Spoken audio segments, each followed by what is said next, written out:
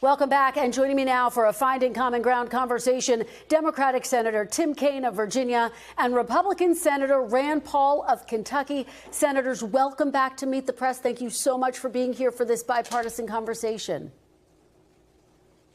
Absolutely. Thanks for having us. Thank you for being here. Let's start with Venezuela and your joint effort to limit President Trump's ability to carry out further military action in that country.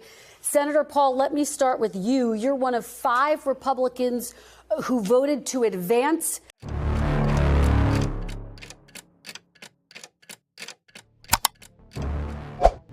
일부 제도적 반응은 모든 것이 예상대로 진행될 때가 아니라 암묵적인 한계를 넘어섰을 때 발생한다.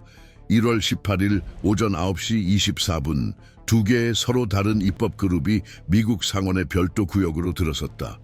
첫 번째 그룹은 2024년 선거에서 결정적인 역할을 할 주에서 선출된 공화당 상원 의원들로 구성되었으며 긴급 절차를 통해 비상사태 시 권한 확대를 포함한 새로운 행정안의 합법성에 관한 기술적 의견서 접근을 요청하기 위해 기관안보위원회 전용 회의실로 직행했다.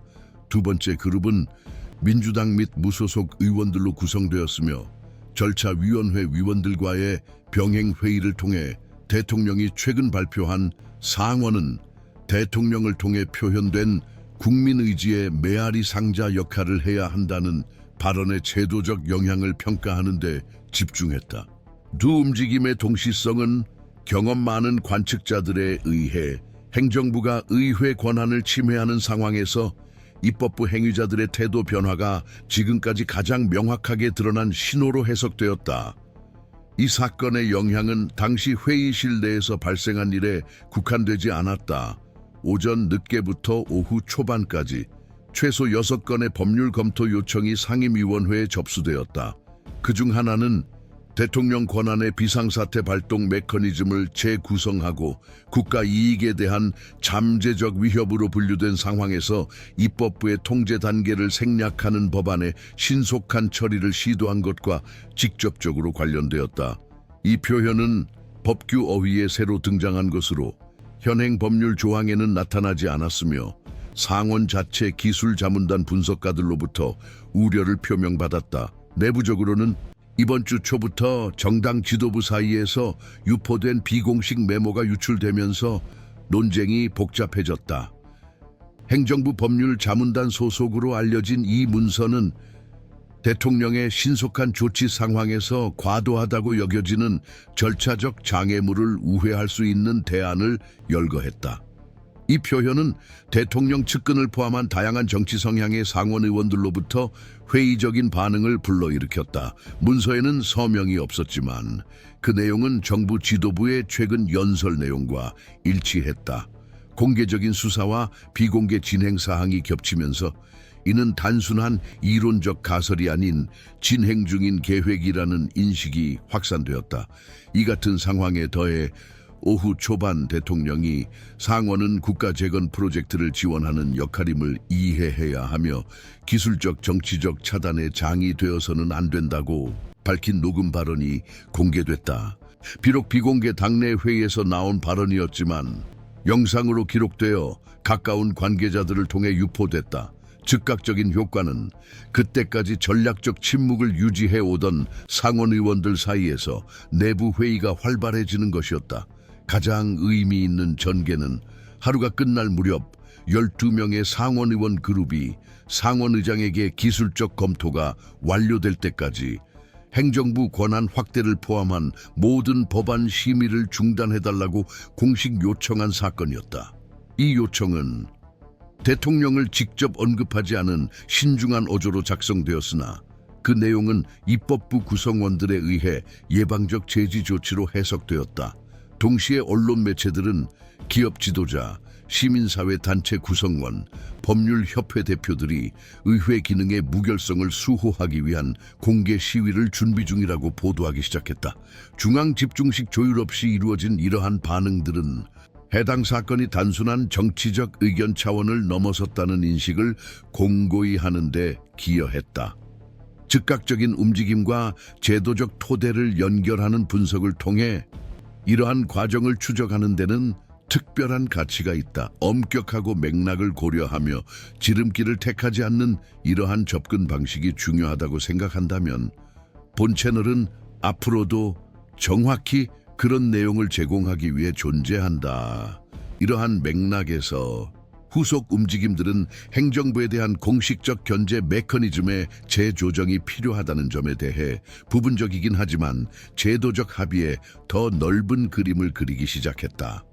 입법 휴회 기간 동안 최소한의 의제만 처리해 오던 헌법위원회는 양당 의원들의 요청으로 재가동되었으며 특히 긴급 제안에 포함된 행정부 조치의 법적 한계를 평가하는 데 초점을 맞추었다. 같은 날 상원법률자문위원회는 권한 확대 법안에 사용된 국가 이익에 대한 잠재적 위협 개념이 명확한 헌법적 근거를 갖추지 못해 평상시 입법 통제를 무력화할 수 있는 해석의 여지를 남길 수 있다는 예비 기술 보고서를 발표했다.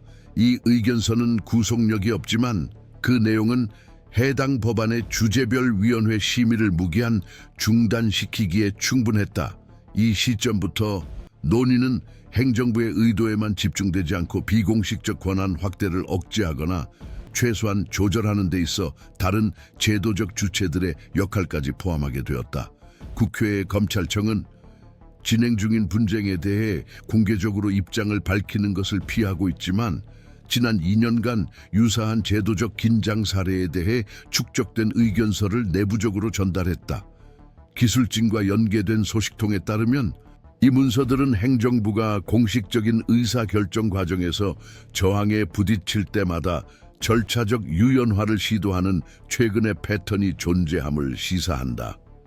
이 같은 사실은 비록 고발이나 직접적인 행동으로 이어지지는 않았지만 상원 의원들 사이에서 현재의 사건이 일회성이 아니라 합의되지 않은 제도적 적응에 더 광범위한 과정의 일부라는 인식을 강화시켰다. 이러한 환경 속에서 전통적으로 신중한 인물들이 이전에는 비공개로만 제기되던 우려를 공개적으로 표명하기 시작했다. 당 지도부와 공개적 갈등을 피해 온 것으로 알려진 삼선 공화당 상원 의원은 본회의에서 상원의 보조는 단순한 구조 문제가 아니라 시스템의 기능적 기억 문제라고 발언했다. 이 발언은 여러 정당의 의원들로부터 박수를 받았으며 분석가들은 이를 행정부의 진전에 대한 불만이 일반적인 이념적 경계를 넘어섰다는 신호로 해석했다.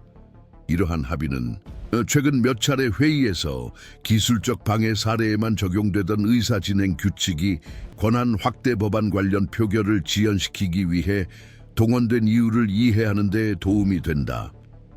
상원 지도부는 제안된 새로운 모델의 성격과 관련 위험에 대한 논의를 심화하기 위해 헌법 및 정치학 전문가들과의 특별 공개 청문회 개최를 승인했다.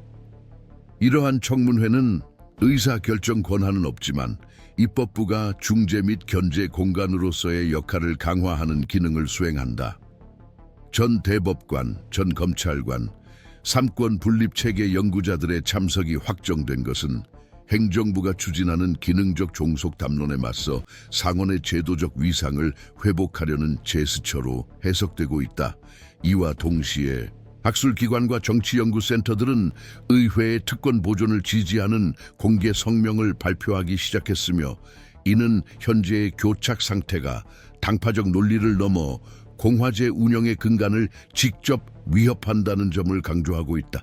이와 같은 움직임 속에서 의원들 간의 내부 연계가 은밀하게 재편되는 모습이 관찰되었다. 이전에 활동이 중단되었던 양당제 헌법 수호 그룹과 같은 블록들이 다시 정기적으로 모여 기술 보좌관들과 전 법무부 직원들을 소집하여 선례와 대응 메커니즘을 논의하기 시작했다.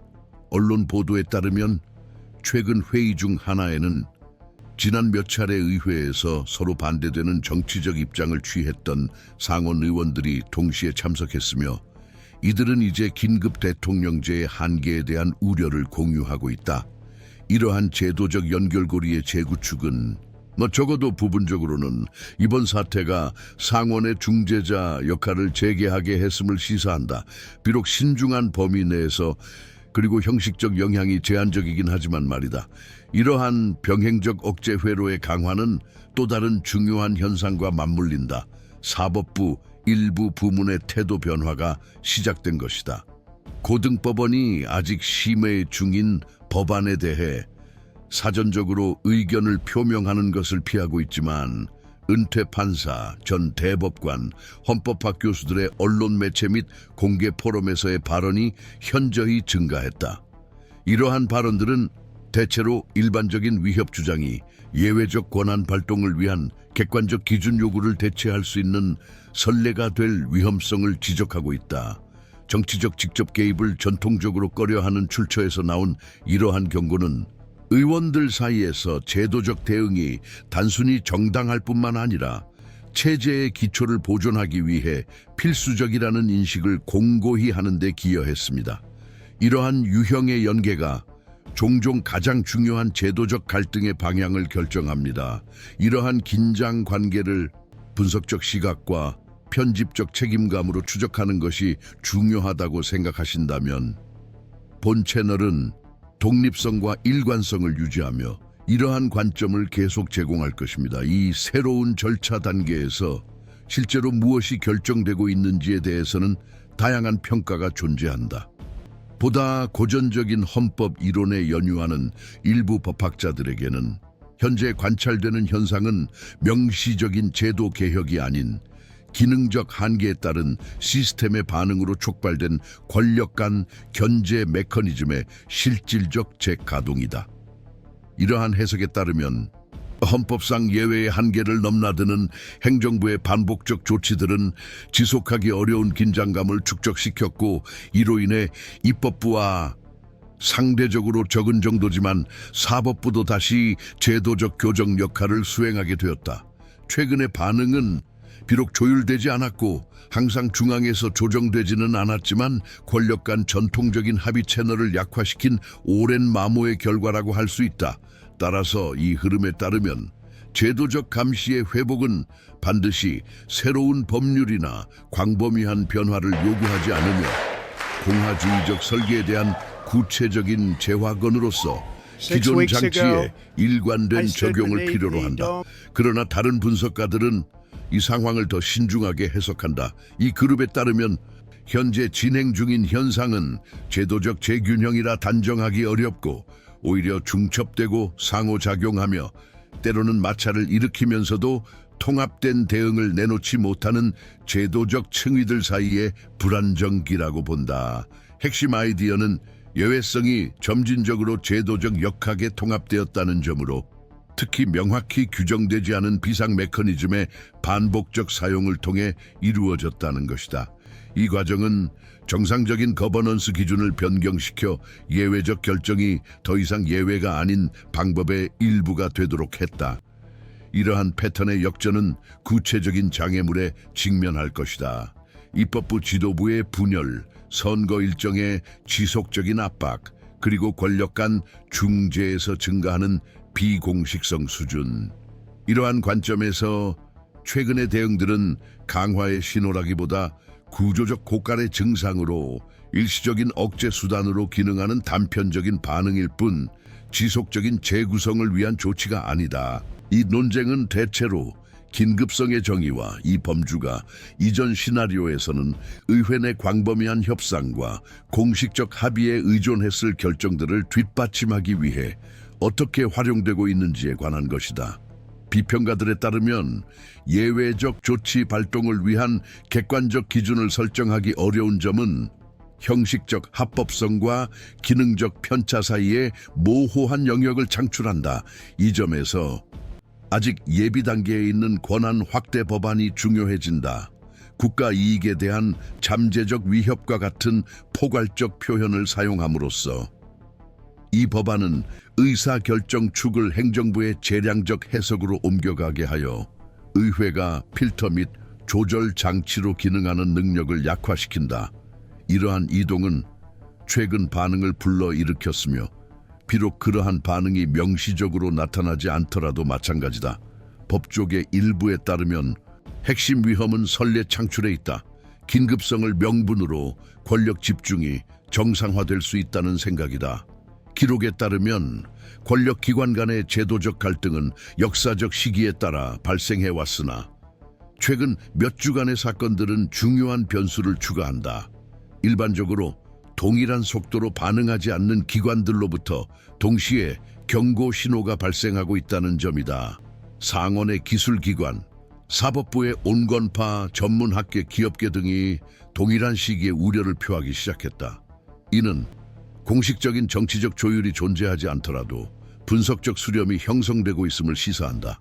이러한 수렴 자체는 즉각적인 역전이나 결정적인 변화를 의미하지는 않지만 행정부와 입법부 간의 현재 관계 패턴이 시스템의 다층적 수준에서 재평가되고 있음을 나타내며 이는 향후 주기에서 제도적 행동에 영향을 미칠 수 있다. 분석가들은 교착 상태의 결말이 법안의 신속한 진행보다는 이미 고조된 긴장 속에서 의회가 어떤 입장을 취할지에 더 좌우될 것이라고 본다. 일부는 법안 중단 자체가 명확한 기술적 근거 없이 추진되는 긴급성 논리를 중단시킬 수 있다는 점을 보여주는 충분한 자제의 신호가 될 것이라고 주장한다. 다른 이들은 입법부의 공식적인 대응, 예를 들어 예외적 권한 사용에 대한 기준과 한계를 규정하는 결의안 통과만이 제도적 관행에 지속적인 영향을 미칠 수 있다고 평가한다. 어떤 길이 더 효율적이고 정치적으로 실현 가능한지에 대해서는 아직 합의가 이루어지지 않았다. 그러나 점점 더 분명해지는 것은 예외 상황의 순환이 정상화되면 중단되지 않는 한 통치 방식의 표준으로 굳어져 국회의 감독 기능을 직접적으로 약화시키고 권력 간의 관계를 재편할 가능성이 크다는 점이다. 논의 중인 다양한 대안들에도 불구하고 핵심적인 점은 여전히 남아있다. 긴장은 계속되고 있으며 제도적 대응은 여전히 분열된 상태다. 지금까지 논의된 어떤 해결책도 안정성을 보장하지 못하며 시스템 자체의 반응은 단기적 정치 역학에 좌우된다. 국회 내외에서 발생하는 상황에 따라 갈등이 사법부나 공개 토론 등 다른 영역으로 옮겨갈 가능성은 있지만 이는 반드시 공식적인 종결을 의미하지는 않습니다. 예상되는 시나리오는 행정부가 상당한 정치적 주도권을 유지하는 한편 입법부가 점차적으로 조정 기능을 회복하려는 상황에서 제도적 억제력의 한계를 실시간으로 시험하는 것입니다. 이러한 상황에서 제도적 전개 과정을 이해하려면 헤드라인을 따라가는 것 이상의 노력이 필요합니다. 신중한 독해, 사실간의 연결, 그리고 각 행동의 제도적 의미에 대한 주의가 요구됩니다. 이러한 유형의 분석이 의미 있다고 생각하신다면 저희와 함께해 주십시오. 본 채널은 아직 결론이 나지 않은 상황을 엄밀하고 명확하게 추적하는 데 전념하며 시스템이 아직 결말을 찾지 못한 갈등에 대응하는 과정을 계속해서 조명할 것입니다.